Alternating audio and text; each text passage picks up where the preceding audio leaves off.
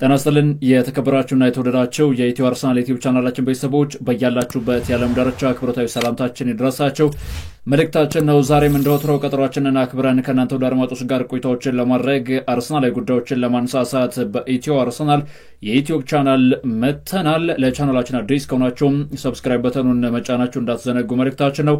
ወደ ተቀዳሚው አርሰናላዊ ጉዳዮችን በቀጥታ የምናመራ ይሆናል። እንግዲህ በአርሰናል ቤት ቆይታዎችን ካደረጉ ብራዚላዊ ተጫዋቾች መካከል አንደኛው እንደሆነ የሚታወቀው የጆርጂኒዮን ጉዳይ እስኪ በቀዳሚነት እንመልከት።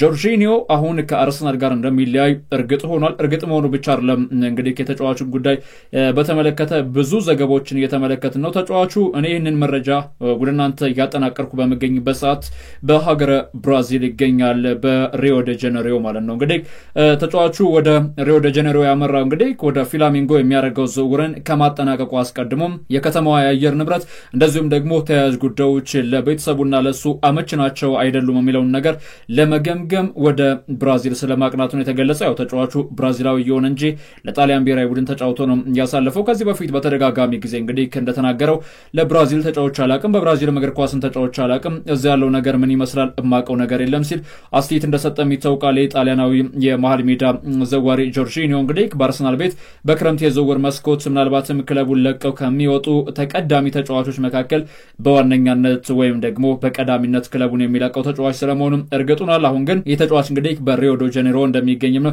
የመረጃ ምንጮችም እያመላከቱ ይገኛሉ። የተመለከትኳቸው የሚገኘው ዘገባዎችም እንግዲህ ከዚሁ ጋር የሚገናኙ ናቸው። ተጫዋቹ በአርሰናል ቤት ምናልባት ጥሩ የሚባሉ ሂደቶችን ከከወኑ ተጫዋቾች መካከል አንደኛው ነው ብዬ መናገር እችላለሁ አይደል። ጆርጂኒዮ በጠፋበት ጊዜ ሰው ሆኖ የተገኘ ተጫዋች ነው። በአርሰናል ቤት ያው የሚጠበቀውን ያክል ፐርፎርም ማድረግ ባይችልም እንኳን ማለት ነው። ተጫዋቹ እንግዲህ ወደ አርሰናል ሲያመራ የምታስታውሱ ከሆነ ከምዕራብ ለንደኑ ክለብ ቸልሲ 11 ሚሊዮን ተከፍሎበት ነበር። ማውሪዚዮ ሳሪ የቸልሲ አሰልጣኝ በነበሩበት 2018-19 57 ሚሊዮኖችን ከፍለው እንግዲህ ከናፖሊ ካስፈረሙት በኋላ በተለይ ለየት ባለች ፍጹም ቅጣት ምት አመታቱ የሚታወቅ ተጫዋች ነው። በአርሰናል ቤት ከ2023 ጀምሮ እንግዲህ የተለያዩ የጨዋታ መርሃ ግብሮችን አድርጓል። 2022 2023 ላይ ነው እንግዲህ በ11 ሚሊዮንም ፊርማውን ያደረገው። የጁን 30 ላይ ተጫዋቹ ኮንትራቱ ይጠናቀቃል። በአርሰናል ቤትም ያለው ኮንትራት ማለት ነው። ለማንኛውም ተጫዋቹ አሁን ላይ ከአርሰናል ጋር መለያየቱ እርግጥ እየሆነም ብቅ ስለማለቱ ነው መረጃዎችም እያመላከቱ የሚገኘው። 2 ዓመታትን እንግዲህ ኦሬዲ ይህንን ዓመት ስንጨምረው 3 ዓመታትን በአርሰናል ቤት አሳልፏል። በአጠቃላይ በአርሰናል ቤት እንግዲህ ጥሩ የሚባሉ ነገሮችን የሚያሳየባቸው እንደዚሁም የተዳከመባቸው ጨዋታ መርሃ ግብሮች ቢኖሩም እንኳን ወደ ብራዚል ተጉዟል። እንግዲህ ተጫዋቹ ቀጣይ መዳረሻው ደግሞ ፍላሚንጎ መሆኑ እርግጥ ሆኗል። ለማንኛውም እንግዲህ ጆርጂኒዮ በዚህ ሰዓት በሀገረ ብራዚል ይገኛል የሚለው ዘገባችን ደግሞ የመጀመሪያ መረጃችን ነው የሚሆነው። ሌላኛው መረጃችን ከቶማስ ፓርቲ ጋር ይገናኛል። ቶማስ ፓርቲ በተመሳሳይ ከአርሰናል ጋር እንደሚለያይ እርግጥ ሆኗል። እንደ ጆርጂኒዮ ምናልባትም በሀገረ ስፔን ተገኝቶ በካሜራዎች እይታ ውስጥ ባይወድቅም እንኳን ጆርጂኒዮ ከአርሰናል እንደለቀቀው ሁሉ ቶማስ ፓርቲም አርሰናልን መልቀቁ የሚቀር ጉዳይ አይደለም። አሁን አርሰናልን መርቀቁ እንግዲህ ተጫዋቹ እየተረጋገጠ የመጣበት ጊዜ ላይ ነው የምንገኘው። ቶማስ ፓርቲ ሲባል እንግዲህ ያው በአማካይ መስመሩ ላይ ሚዛኖችን በማስጠበቅ ደረጃ የሚስተካከለው ተጫዋች አለ አይመስለኝም። ለአርሰናል እጅግ የአንበሳውን ድርሻ ከተወጡ ተጫዋች መካከል አንደኛው ተጫዋች ነው። ይህም ተጫዋች እንግዲህ በተለይ በበርካታ የአርሰናል ደጋፊዎች ይወደዳል። በአማካይ መስመሩ ላይ እንደዚሁም ተጫዋቾች ጉዳት በሚያስተናግዱበት ጊዜ ልዩ የሚባሉ እንቅስቃሴዎችን የሚያደርገው የ31 ዓመቱ ተጫዋች ቶማስ ፓርቲ ቢያንስ በአርሰናል ቤት እንደው ለ1 እና ለ2 ዓመታት መቆየት መቻል አለበት የሚሉ ድምጾች በበርካታ የመድፈኞቹ ደጋፊዎች እንግዲህ እየተመላለሱ ከሚገኙ ድምጾች መካከል አንደኛው ምንንም ያሳያል። ቶማስ ፓርቲ ከአትሌቲኮ ማድሪድ ወደ አርሰናል ፊርማውን ካደረገ በኋላ እንግዲህ ከሰኔ 30 ኮንትራቱ ይጠናቀቃል። በዚህም እንግዲህ ወደ ባርሴሎና እንደዚሁም ከዛ ማለፍ ሲል ደግሞ ወደ አትሌቲኮ ማድሪድ ሊያመራ ይችላል የሚሉ ሐሳቦችም ተነስተዋል። ያው 2013 ላይ ከማሎርካም ወደ አትሌቲኮ ማድሪድ ወጣት ቡድን ከተቀላቀለ በኋላ ወደና አልሜሪያ ቢያመራም እንኳን አትሌቲኮ ማድሪድ ቤት ላይ ራሱን በደንብ ለዓለም ያሳየበት አጋጣሚ እንደነበር ይታወቃል። 6 ዓመታትን ቆይቷል። በአርሰናል ቤት ደግሞ 5 ዓመታትን መቆየት ችሏል። እንግዲህ ከጋናዊ ኢንተርናሽናል በዚህ ሰዓት ለጋና ብሔራዊ ቡድን የዓለም ዋንጫ ማጣሪያ ጨዋታዎችን ለማድረግ እንግዲህ ወደ ጋና ብሔራዊ ቡድን ስብስብ የተቀላቀለው ቶማስ ፓርቲ በዲፌንሲቭ ሚድፊልደር፣ በሴንትራል ሚድፊልደር ሚናነት እንደዚሁም ጥሩ የሚባሉ አመታቶችን በአርሰናል ቤትም ያሳለፈበት አጋጣሚ እንዳለም ይታወቃል። ሌላው ተጫዋቹ እንግዲህ ልዩ የሚያደርገው ደግሞ ይሄ ከጉዳት ነፃ በሚሆንባቸው ጊዜያቶች አስደናቂ የሚባሉ ግልጋሎቶችን የሚሰጥ ተጫዋች ነው። በእርግጥ ተጫዋቹ ጉዳት የሚያጠቃው ተጫዋች ነው። በየአመቱ ቀለል እንዳለ ጉዳት ነው ካለን ከ2020 በኋላ 3 ወይም ደግሞ 4 ጉዳቶችን ያስተናግዳል በየሲዝኑና ከጉዳት ነፃ በሚሆንባቸው አጋጣሚዎች ተጫዋቹ ለአርሰናል እግር ኳስ ክለብ ጥሩ የሚባሉ ተስፋ ሰጪ የሚባሉ እንቅስቃሴዎችን ማድረግ የቻለበት አጋጣሚ አለ። ከአትሌቲኮ ማድሪድ ጋር እንግዲህ የስፓኒሽ ሻምፒዮን የሆነበትን ዓመት 2020-2021 ላይ እናስታውሳለን። አሁን ተጫዋቹ ከአርሰናል ጋር እንግዲህ መለያየቱ የማይቀር ጉዳይም ሆኗል። ኦሬዲ እየተረጋገጡ ከሚገኙ ጉዳዮች መካከል አንደኛው ነው። ያው የታብሎይድ ወሬ ስለሆነ እንጂ ከብዙ ክለቦች ጋር ስሙም የተያዘ ይገኛል። እነዚህ ጉዳዮች ሲረጋገጡ እንደው በዝርዝር ወደ እናንተ ውድ አድማጮች የምናረስ ይሆናል። ታዲያ አርሰናል ጆርጂኒዮን ካጣ እንደዚሁም ደግሞ ሌላኛው ቶማስ ፓርቲን የሚያጣ ከሆነ አማካይ መስመሩ እንዴት ነው በባዶ ነው እንደ ክለቡ ሲዝኑን የሚጀምረው የሚሉ ሐሳቦች ይነሳሉና እነ አሌክስ ክሮክ ከዚህ ጉዳይ ጋር በተገናኘ ዝርዝር ያለን ዘገባ ይዘው ወጥቷልና በሰሞን ቀን ከኒውካስትል ዩናይትድ ጋር የእንግሊዝ ካራቦ ካፕ ዋንጫን ሻምፒዮን የሆነው ብሩኖ ጊማሬሽ የአርሰናል እግር ኳስ ክለብ ተቀዳሚ የዝውውር ኢላማ ከሆኑ ተጫዋቾች መካከል አንደኛው እንደሆነም ያተታል። እንግዲህ ይሄም መረጃ ታዲያ አርሰናላውያን እንግዲህ ይህንን ተጫዋች ወደ ቡድን ስብስባቸው ለመቀላቀል ምን ሊያስቸግራቸው ይችላል? እንደ ዋነኛ ማነቆስ ሊሆንባቸው የሚችለው ነገር ምንድነው የሚሉ በጣም በርካታ ሐሳቦች መነሳታቸው አይቀርም። ብሩኖ ጊማሬሽን ለማግኘት በሚደረጉ እንቅስቃሴ ጊማሬሽ በዚህ ውድድር ዓመት በኒውካስትል ዩናይትድ ቤት አጀማመሩ በጣም ቆንጆ ከሚባሉ ተጫዋቾች መካከል አንደኛው ነው። ከጉዳት ነፃ ከቅጣት ነፃ ሆኖ ተጫዋቹ ግልጋሎትን መስጠት የሚችል ከሆነ ምን አይነት ተጫዋች እንደሆነ በደንብ የተመለከትንበት አጋጣሚ አለ። የብራዚላዊው የ27 ዓመቱ ተጫዋችና በዚህ ዓመት 8 ለጎል የሆኑ ኳሶችን አመቻችቶ አቀብሏል። 3 ጎሎችን አስቆጥሯል። ዲፌንሲቭ ሚድፊልደር ነው። ጉድ አድማጮች ልብ ልትሉት የሚገባው ነገር ይሄ ብሩኖ ጊማሬሽ ሮድሪጌዝ ሞራ የተሰኘው ተጫዋች እንግዲህ ብራዚላዊው የ27 ዓመቱ ኮከብ ወደ አርሰናል ሊያመራ የሚችልበት እድል አለ። ግን ደግሞ ትልቅ ማነቆ ሆኖም ለመድፈኞቹ ደጋፊዎችም እንደዚሁም ለአርሰናል እግር ኳስ ክለብ አመራሮች እንደ ችግር የሚነሳው ኮንትራቱ የሚጠናቀቀው 2028 ሰኔ 30 ላይ ነው። ያ ማለት እንግዲህ ከ3 ዓመት በኋላ ማለት ነው ኮንትራቱ የሚጠናቀቀው። ስለዚህ ይህንን ተጫዋች ወደ አርሰናል እንዲመጣ ከፍ ያሉ ገንዘቦችን መክፈል መቻል አለባቸው። ኒውካስትል ዩናይትድ ከኦሎምፒክ ሊዮን ተጫዋቹን በ2021 42 ሚሊዮን ፓውንድ ከፍሎ ካስፈረመበት ገንዘብ በላይ ይፈልጋል። ያ ማለት እንግዲህ 80 90 70 ሊጠይቅ ይችላል ማለት ነው። አንዳንድ የመረጃ ምንጮች እንደሚያመላክቱት ከሆነ ቢያንስ ከብሩኖ ጊማሬሽ ከ70 እስከ 80 ሚሊዮን ፓውንድ የኒውካስትል ዩናይትድ እግር ኳስ ክለብ የበላይ ጠባቂዎች ይፈልጋሉ የሚሉ ዘገባዎች ወጥተዋል። ከዚህ አንጻር ከተመለከታችሁት እንግዲህ ብሩኖ ጊማሬሽን ለማግኘት አርሰናል ችግሮች ያጋጥሙታል። ምንም ጥያቄ የለውም። እንደ ችግር የሚነሱ ጉዳዮች አሉ። ነገር ግን ብሩኖ ጊማሬሽ የክረምት የዝውውር መስኮት የአርሰናል እግር ኳስ ክለብ የአንድሪያ ቤርታ የዝውውር ኢላማ ነው። ሳይታለም የተፈታ 4 ነጥብ አድርገን አልፎ የሚገባ ጉዳይ ይሳካል አይሳካም አይደለም አሁን ዋነኛ ጉዳዩ። ብሩኖ ጊማሬሽን ማስፈረም የሚችል ከሆነ አርሰናል ጆርጂኒዮም ሆነ ቶማስ ፓርቲ ክለቡን ለቀው ቢወጡ ያን ያክል ላይ ይጎዳ ይችላል። ፕሪሚየር ሊጉን የሚያውቀው ተጫዋች ነው። ፊዚካሊ በጣም ጠንካራ የሚባል ተጫዋች ነው። ተክለሰውነቱ ከቁመቱ ጋር ስትመለከቱት የተደላደለ የምትሉት አይነት ተጫዋች ነው። ሎክ 1 ሜትር ከ82 የሚረዝም 74 ኪሎ ግራም የሚመዝን ተጫዋች ነው። ተጫዋቹ በዚህ ሰዓት እስከ 90 ሚሊዮን ዩሮ አካባቢ ያወጣል የሚባልለት አይነት ተጫዋች ነው። ሌላው በተጫዋቹ በኩል እንደ ጥሩ ጎን ልናነሳው የሚገባው ነገር በእግር ኳስ ህይወቱ እስካሁን አጠቃላይ ህመሞችን ጨምሮ ማለት ነው ወደ 4 አካባቢ የሚጠጉ የህመም ኬዞችን አስመዝግቧል በእግር ኳስ ህይወቱ። በዚህ የውድድር ዓመት ራሱ 2024 አንድ የጉዳት ኬዝ ነው ያለበት። 2023 ላይ 2 የጉዳት ኬዞች ናቸው ያሉበት። ከ2020 ጀምራችሁ ብትመለከቱት የጉዳት ኬዞቹ የተጫዋቹ ከ5 ወይ ከ6 የሚበልጡ ኬዞች ያሉበት። የተጫዋች እንግዲህ ለአርሰናል እግር ኳስ ክለብ ፍቱን መፍትሄ መሆን ይችላል። የመከላከል ዞኑ ለምሳሌ በተከላካይ አማካኝ ወይም ዲፌንሲቭ ሚድፊልደር ቦታ ላይ የሚሰለፍ ከሆነ ተጫዋቹ ከዴክላን ራይስ ጋር ከተጣመረ ቦክስ ቱ ቦክስ ለሚጫወቱ ተጫዋቾች ነፃነትን እንዲያገኙ ይጋብዛል። ይህ ተጫዋች እንግዲህ አሁን በብራዚል ብሔራዊ ቡድን 2020 ላይ በነበረው ቲም እንግዲህ የኦሎምፒክ ሜዳሊስት ነበር። ከዛ በኋላም በኒውካስትል ዩናይትድ ቤት ደግሞ የካራቦ ካፕ ሻምፒዮን ነው ሊቨርፑልን አሸንፎ። ይህን ተጫዋች ለማስፈረም አርሰናል በክረምት የዝውውር መስኮት ኢላማ ውስጥ ከተውታል። አሁን አርሰናል ድከም ሲል ነው ተጫዋቾችን አያስፈርምም ብላ የሚሉ ሐሳቦችን ምናልባት ማራመድ ትችላላችሁ፣ ግን እኔ በእኔ በኩል ልቀበላችሁ አልችልም። ለምን ምክንያቶችን ማስቀመጥ እንችላለን። አርሰናል በአማካይ መስመር ላይ የሚገኙ ተጫዋቾችን ኦሬዲ አጥቷል። ጆርጂኒዮ ወጥቷል 4 ነጥብ። ቶማስ ፓርቲ ክለቡን የመልቀቁ ጉዳይ ሞስት ፕሮባብሊ የመልቀቁ ጉዳይ ሚዛን ይደፋል። ስለዚህ አርሰናል 2 ተጫዋቾችን ካሸኘ ምንድነው ሊያደርግ የሚችለው? ቢያንስ አንድ ተጫዋች ያስፈርማል። ቢበዛ ሁለት ተጫዋቾችን አማካይ መስመሩ ላይ ያስፈርማል። ቶማስ ፓርቲ እሱን ለመተካት ብሩኖ ጊማሬሽን የሚጠቀም ከሆነ ጆርጂኒዮን ለመተካት ደግሞ ሌላ ተጫዋች መጠቀም አለበት። እኔ ምናልባትም አንደርሬትድ የሆኑ ተጫዋቾችን ወደ ቡድን ስብስቡ ይቀላቅላል የሚል ሰፊ ትኩረትን የሚሰጠው ጉዳይ ነው። አርሰናል አብዛኛው ስራው እንደዚህ ስለሆነ በርካታ ለምሳሌ ማርቲን ዙሙቤንዲ በአርሰናል የዝውውር ኢላማ ውስጥ ይገኛል። ቀደም ሲል ያነሳውላችሁ የአሌክስ ክሮክ ዘገባ የሚያሳየው ይሄንን ነው። ብሩኖ ጊማሬሽ እና ማርቲን ዙሙቤንዲ ሁለቱም የሚያገናኛቸው ጉዳይ የለም። የማርቲን ዙሙቤንዲ መፈረም ከአርሰናል የብሩኖ ጊማሬሽ ፊርማ የሚያግደው አይደለም። የብሩኖ ጊማሬሽ ፊርማ ደግሞ ማርቲን ዙሙቤንዲ ወደ አርሰናል እንዳያመራ የሚያግደው አይደለም። ለምን እነዚህ ጉዳዮች የአርሰናል እግር ኳስ ክለብ በክረምት የዝውውር መስኮት እስከ 300 ሚሊዮን ፓውንድ የዝውውር ገንዘቦችን ይበጅታል። ለምሳሌ ቶማስ ፓርቲ እና ጆርጂኒዮ የሚለቁ ከሆነ እንደዚሁም ደግሞ በክለቡ የሚገኙ ተጫዋቾች በነፃ ኮንትራት የሚለቁት ሞር ሚዛን ይደፋሉ። እንደው ገንዘብ ያወጣሉ ተብሎ የሚጠበቁ ተጫዋቾች 50 ሚሊዮን ፓውንድ ከዛ በላይ የሚበልጡ ገንዘቦችን በእርግጠኛነት አርሰናል ሜክ ማድረግ አይችልም። በዝውውር መስኮቱ ላይ ትልቅ ስም ያለውን ተጫዋቹን የማይሸጥ ከሆነ ወደ በኋላ ላይ የሚመጣበት ከሳውዲ የቀረቡ በጣም በርካታ ሚሊዮን ዶላሮችን ሊያስገኙ የሚችሉ ዝውውሮች አሉ።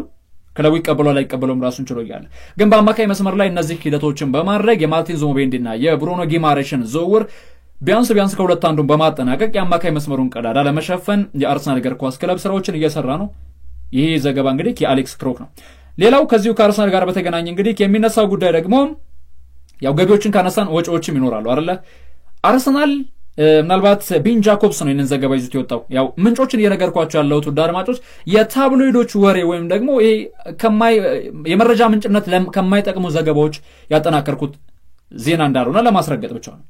ቢን ጃኮብስ አርሰናል አለ ጋብሪኤል ማጋሬሽን በክረምት የዝውውር መስኮት ለማስፈረም የሚቀርቡላቸውን ጥያቄዎች ከሳውዲ ክለቦች እያዳመጡ ነው የሚል ሐሳብን አጋርቷል። ነገር ግን አልናሳር ለጋብሪኤል ማጋሬሽ ለማቅረብ የፈለገው የዝውውር ገንዘብ ምን ያክል ነው?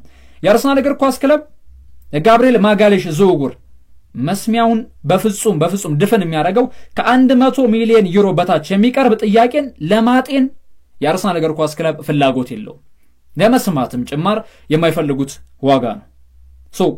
100 ሚሊዮን ዩሮና ከዛ በላይ ለብራዚላዊ ተከላካይ የሚቀርብ ከሆነ ግን አርሰናላውያን ይህንን ዝውውር ለማዳመጥም ዝግጁ ናቸው የሚል ሐሳብም ተመልክተናል። እና ምናልባት እንግዲህ ከዚህ ጉዳይ ጋር በተገናኘ የአርሰናል የተጫዋቹን ኮንትራት ለማራዘም በቀዳሚነት ከሚሰሩ ክለቦች መካከል አንደኛው አብዛኛው ተመልክታችኋቸው ከሆነ ከላቲን አሜሪካ የሚመጡ ተጫዋቾች በድህነት አረንቋ ውስጥ ያለፉ ላይክ እንደ አፍሪካውያን ተጫዋቾች ናቸውና ከላቲን አሜሪካ ብቅ ሲሉ በተለይ እነዚህ ኮሎምቢያ፣ የብራዚል፣ የአርጀንቲና የዝቅተኛ ማህበረሰብ ከሚባለው ብቅ የሚሉ ተጫዋቾች የቤተሰባቸውን ህይወት መቀየር ይፈልጋሉና ጋብሪኤል ማጋሌሽም ወደ ሳውዲ አላመራም ብሎ 4 ነጥብ ሊዘጋ አይችልም።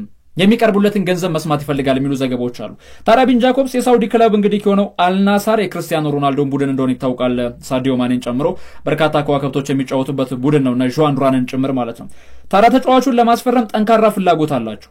ይህ ፍላጎታቸውን ደግሞ በግልጽ ማሳየት ይፈልጋሉ። ይሄ የሚሆን ከሆነ አርሰናል ደግሞ በቡድን ስብስብ ውስጥ የሚገኙ ተጫዋቾችን ከመልቀቁ ወይም ከማሰናበቱ በፊት የተለያዩ ውሳኔዎችን መወሰን ይፈልጋሉ።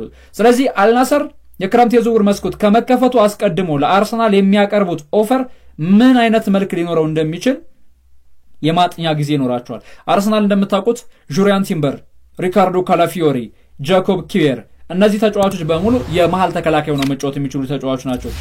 በቀድሞ ክለባቸው ለምሳሌ ጁሪያን ቲምበር ከዚህ በፊት እንግዲህ ቆይታዎችን ባደረገበት በኒዘርላንድ ማለት ነው ጥሩ የሚባሉ ግልጋሎቶችን የሰጠበት አጋጣሚ እንደነበር ይታወቃል። የመሃል ተከላካይ ሆነው ከአምስተርዳም አሬና 40 ሚሊዮን ተከፍሎበት ወደ ኤምሬትስ ከመጣበት ጊዜ ድረስ ማለት ነው። ሌላው ሪካርዶ ካላፊዮሪ በአውሮፓ ዋንጫ የመሃል ተከላካይ ሆነው የተመለከቱ ነው። ቤንጃሚን ዋይት ብራይተን በነበረበት ጊዜ የመሃል ተከላካይ ነበር።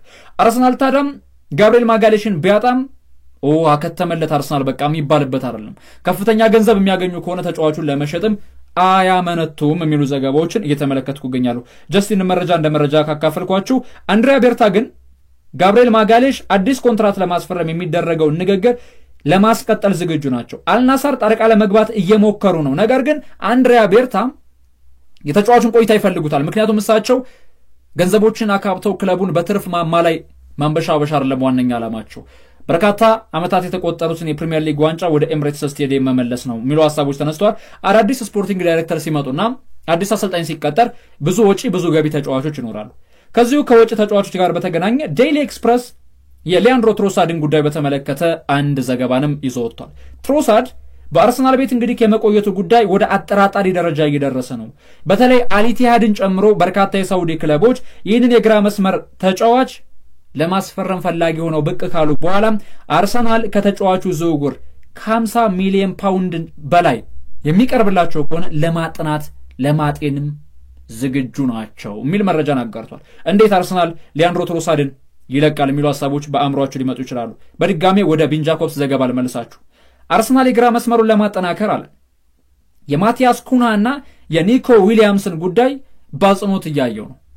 ለምሳሌ ኒኮ ዊሊያምስ የውል ማፍረሻው ከ42 ሚሊዮን ፓውንድ እስከ 50 ሚሊዮን ፓውንድ አካባቢ እንደሆነ ከአንዳንድ የመረጃ ምንጮች ያገኘዋቸው ዘገባዎች ያሳያሉ። ታዲያ አርሰናል ለሊያንድሮ ትሮሳርድ ያውም ደግሞ 30 ዓመት ላይ ለሚገኝ ተጫዋች 50 ሚሊዮን ፓውንድ ከሳውዲ አረቢያ የሚቀርቡለት ከሆነ በዛ ገንዘብ ኒኮ ዊሊያምስን ማስፈረም የሚችል ከሆነ ክለቡ እጅግ በጣም የተጠናከረና የተጠናበት ጥሩ ቢዝነስን እንደከወነ ይቆጠራል። አንድሪያ ቤርታ ደግሞ እንደዚህ አይነት ቢዝነሶችን በመስራት የምታሟቸው ከንፈር የምትመጡባቸው ሰው እንዳልሆኑ የስካውን ፕሮፋይላቸው ያሳያል።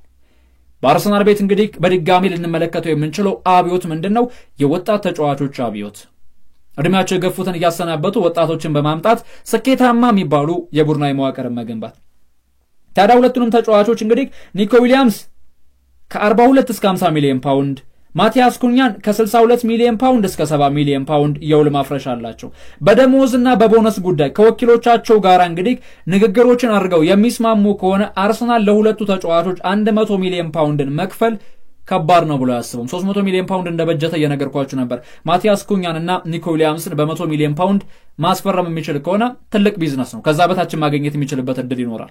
ስለዚህ ለአርሰናል እግር ኳስ ክለብ ስኳድ ዴፕዝን ከማስፋት ጥራት ያላቸውን ተጫዋቾች ከማምጣት ከብዛት ይልቅ ጥራትን ከመምረጥ አኳያ ከተመለከታችሁት ኒኮ ዊሊያምስ ዓለም ላይ አሉ ከሚባሉ የግራ መስመር አጥቂዎች መካከል አንደኛው ተጫዋች ነው። በስፔን ብሔራዊ ቡድን ይህንን ነገር በደንብ በዓለም ጎዳናዎች የተመለከትንበት አጋጣሚ አለ። ማቲያስ ኩኛም ቢሆን ፕሪሚየር ሊጉን ለምዷል። ከሳጥን ውጭ የሚያስቆጥራቸው ጎሎች አደገኛነቱን ያሳያል። የ9 ቁጥር አጥቂ ሆኖ መጫወት ይችላል። ምናልባት አርሰናል እኮ ግራና ቀኝ መስመር ላይ ያሉ ተጫዋቾች አጥቂ አማካኝ ቦታ ላይ ያለ ተጫዋች ኳስና መረብን ማገናኘት የሚችሉ ተጫዋቾች ካሉት ግዴታ ጥገኛ ሆኖ አይቀጥልም አይደለ? ከ9 ቁጥር አጥቂ ጋር ፎልስ ነምበር 9ን ይዘህ በማቲያስ ኩኛም መጫወት ይቻላል ይህ ዝውውር የሚጠናቀቅ ከሆነ። ለማንኛውም እንግዲህ ከዚህ ጋር በተገናኘ በጣም ብዙ ሐሳቦች በጣም ብዙ መረጃዎች የተነሱ ነው። በክረምት የዝውውር መስኮት ሁለት የፊት መስመር አጥቂዎች አንድሪያ ቤርታ የመጀመሪያ ኢላማው ናቸው። እንደ ሲሞን ኮሊንስ ዘገባ ከሆነ እንግዲህ አርሰናል በዝውውር መስኮቱ እንደተከፈተ የግራ መስመር አጥቂ የፊት ለፊት አጥቂ በቀዳሚነትም ለማስፈረም አበክሮ ይሰራል። እነዚህ ተጫዋቾች ደግሞ ምናልባትም የማቲያስ ኩኛ ጉዳይ እንደው ምናልባት ብዙም የተረጋገጠ ባይሆንም እንኳን ኒኮ ዊሊያምስና የ9 ቁጥር አጥቂ የመሆናቸው ጉዳይ የሚቀር እንዳልሆነ ነው ዘገባዎችም የሚያሳዩት። ሌላው ከአርሰናል ጋር በተገናኘ የሳሊባ የማርቲን ኦዴጋርድ የቡካዮ ሳካ ዴክላን ራይስ ጭምር የኮንትራት ማራዘሚያን በተመለከተ ነው። በክለቡ እነዚህ ተጫዋቾች ዴክላን ራይስ፣ ኦዴጋርድ፣ ሳሊባ እና እንደዚሁም ጋብሪኤል ማጋሌሽ አይነኬ ከሚባሉ ተጫዋቾች መካከል አንደኛዎቹ ናቸው። አይነኬ ሲባል ግን ምን አለ መሰላችሁ ፍጹም የማይሸጡ ተጫዋቾች አሉ። ለምሳሌ ቡካዮ ሳካ ከክለቡ ፍጹም ይህን ያክል ገንዘብ ቢቀርብ አልሸጠውም ተብሎ ደረት የሚነፋበት ተጫዋች ነው። ለጋብሪኤል ማጋሌሽ እና ለማርቲን ኦዴጋርድ ለዴክላን ራይስ ግን ከፍተኛ የሚባል ወይም ደግሞ ይሄ ማጠብቁት አይነት ገንዘብ የሚቀርብ ከሆነ በአጽንኦት ሊመለከቱት ይችላሉ። ምክንያቱም እነዚህን ተጫዋቾች ለመተካት ብዙ አስቸጋሪ አይደለም። ዊሊያም ሳሊባና ቡካዮ ሳካ አይነኬ ከሚባሉ ተጫዋቾች መካከል አንደኛዎች ናቸው።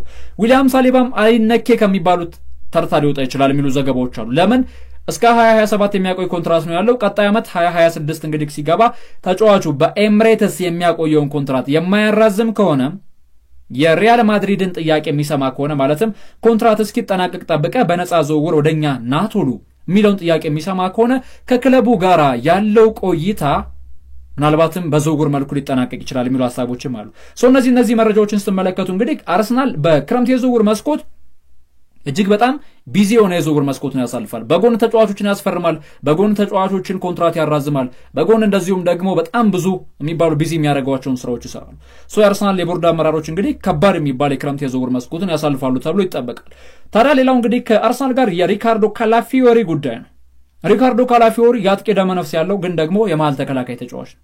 ሚካኤል አርቴታ ምናልባት እንግዲህ ወደ አርሰናል እንዲመጣ ከጠየቀኝ በኋላ አእምሮዬ ላይ ሌላ ነገር ማሰብ አልቻልኩም። እያንዳንዱ ተጫዋቾች አርሰናል ተጫዋቾች በሜዳ ላይ የሚያደርጉትን እንቅስቃሴ በደንብ እከታተላለሁ። አርቴታም በእኛ እንቅስቃሴ ምን ያክል እንደሚጨነቅ ውጤታማ ስንሆን ምን ያክል እንደሚደሰት በጣም አስገርሞኛል። እናም ከአርቴታ ጋር ውይይትን ካደረኩ በኋላ በሚያስደንቅ መልኩ እኔ በቃ ከዚህ በኋላ የአርሰናል ተጫዋች ነኝ ብዬ በእርግጠኛነት ወሰንኩኝ። በዚህም እንግዲህ ወደ አርሰናል በመምጣቴ በጣም ደስተኛ ከሆኑ ተጫዋቾች መካከል አንደኛው ተጫዋች እንደሆን የደስታ ተቋዳሽ እንደሆንም ስላደረገኝ ሚኬል አርቴታ ላመሰግነው ይገባል የሚል አስተያየትንም እንደዚሁ ሰጥቷል። እንግዲህ ከሪካርዶ ካላፊዮሪ በሚያስደንቅ ፐርፎርማንሱ ጅምባፍ የሚያስጭን ተጫዋች ነው የተጫዋች። በቀጣዮቹ ዓመታት እንግዲህ መድፈኞቹ በአርሰናል ቤት እንግዲህ አስደናቂ ብቃትን ያሳያል ተብሎ እንደዚሁ በጉጉትም እየተጠበቀ የሚገኝ ተጫዋች ነው የተጫዋች። ለማንኛውም እንግዲህ ከዝውውር ጋር በተገናኙ እንደዚሁም ደግሞ አጠር ያሉ ጉዳዮችን እንዲህ ባለ መልኩ ነው ወደ እናንተ ያደረስነው። ውድ የተከበራችሁ አድማጮቻችን አብራችሁን ስለነበራችሁ ኢትዮ አርሰናል የዩቲዩብ ቻናልን ምርጫችሁ ስላደረጋችሁ ከልብ እናመሰግናለን። ቻናላችንን ሰብስክራይብ በማድረግ ቤተሰብ እንድትሆኑ ይህንን እንግዲህ ቻናላችንን ለወዳጅ ዘመዶቻችሁም ሼር በማድረግ አብራችሁ እንድትሆኑ እየጋበዝን ለዛሬ ከኢትዮ አርሰናል የዩቲዩብ ቻናል ወደ እናንተ ያደረስናቸው ጉዳዮች እንዲህ ባለ መልኩ አገባደድን። በቀጣይ በሌላ መረጃ እስከምንገናኝ ሰላማችሁ በዘት ይበል። መልካም ጊዜ